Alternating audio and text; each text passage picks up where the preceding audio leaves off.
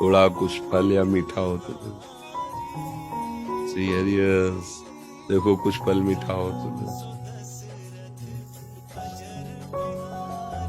हाँ ये चलो, ये प्रसादी चल रही है।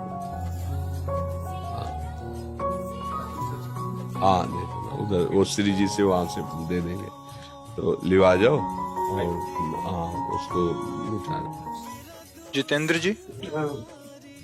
राधा राधा राधा। हाँ महाराज जी, मैं यहाँ आकर धन्य हो गया। महाराज जी, यहाँ पर सिर्फ आपसे मिलने के लिए आया हूँ।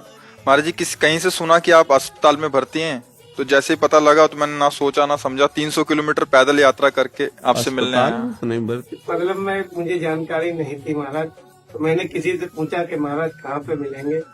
उन्होंने कहा इस समय उनकी तबीयत बिगड़ी हुई है। मैंने तबीयत तो क्या है कि 18 साल से बिगड़ी हुई है। महाराज जी, एक आपकी हमारे- पुरानी वाली जो वीडियोस होती है ना, वो भी वायरल हो हाँ, जाती क्या हैं। है तो कि अब लोग अब कुछ भी डाल रहे हैं, वो ऐसा सोशल मीडिया के जरिया से मैंने सोचा कहीं भी महाराज मुझे मिलेंगे, मैं वहाँ पे पहुँचूंगा जरूर।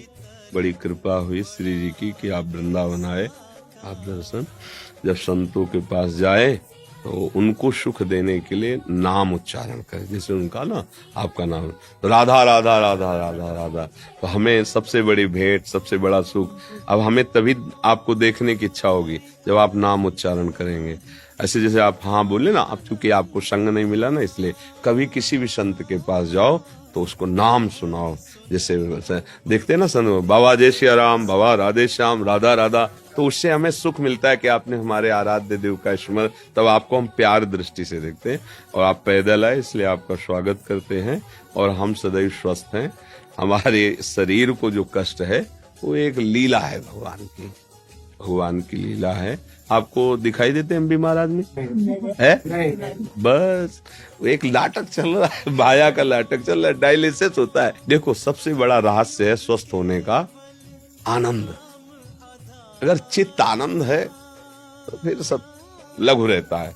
अब हमें प्रियाजू के चरणों का आश्रय सहारा मिल गया है, तो हर समय मन उनकी कृपा से आनंदित रहता है। शरीर कष्ट में रहता है, डायलिसिस होते हैं, बड़ी दवाइयां हैं, बड़ा कष्ट है, पर वो सब एक बाहरी माया का नाटक मात्र है।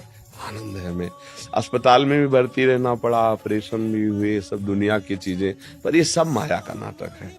आनंद है तो प्रभु के नाम में, रूप में, और उसी आनंद के बल से हम आनंदित रहते हैं, और वही हमारे जीवन का परम लाभ है। नहीं तो अगर शरीर स्वस्थ है और आप गंदे आचरणों में, तो क्या आप आनंदित हो? क्या आप सोचो, देखो आप जल रहे हो, आप क्लेशित हो, आप अशांत हो, ऐसे ऐसे राक्षसी भाव, एक दूसरे को मारे डाल रहा है, एक दूसरे को काटे, क्या है ये? तो आपका सद्भाव बहुत अच्छा है, और हम यही चाहेंगे कि आप जब आए हो तो आप राधा राधा जपने की कोशिश करो और भगवान की कृपा के पात्र बनो।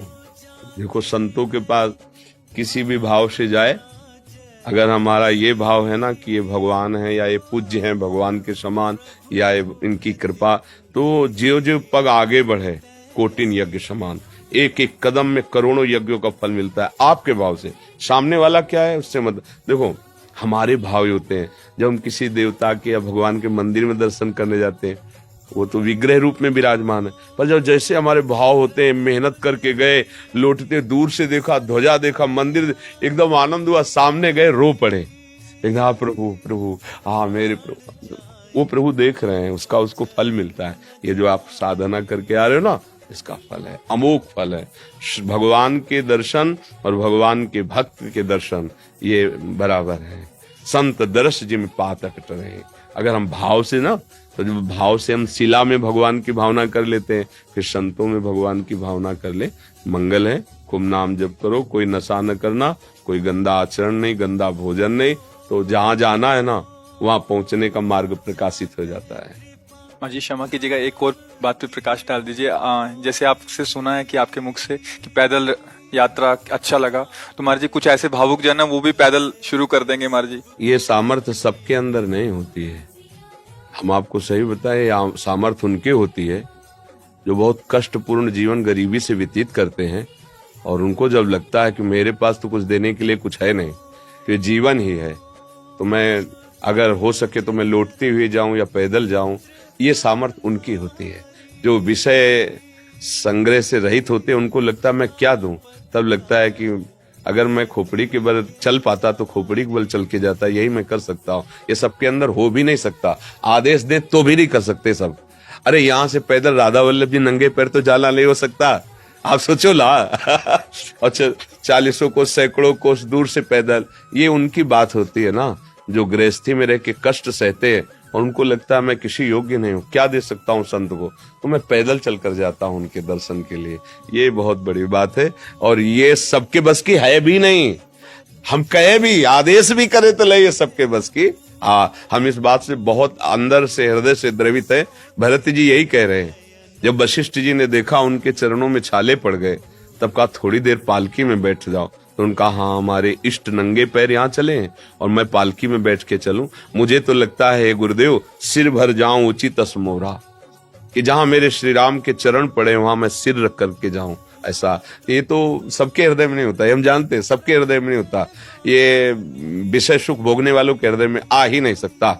ये उनके हृदय में आता है जो दैन्य होते हैं और जिनके मन में है कि मैं क्या दे सकता हूँ।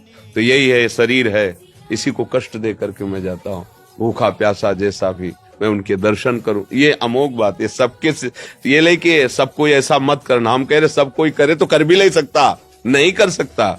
ये आप मतलब साधारण बात मत समझना, कोई मनोरंजन नहीं है ऐसा।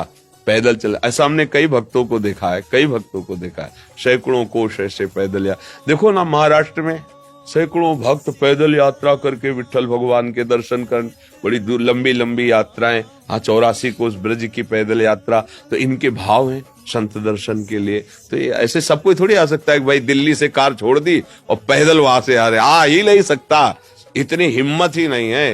हिम्मत तो उसकी ही होती है ना जिसको ये लग गया कि अब हमारे पास तो कुछ है नहीं, शरीर प्राण ही है, अब यही हम समर्पित करते हैं। बहुत बड़ी बात है, बहुत बड़ी बात है।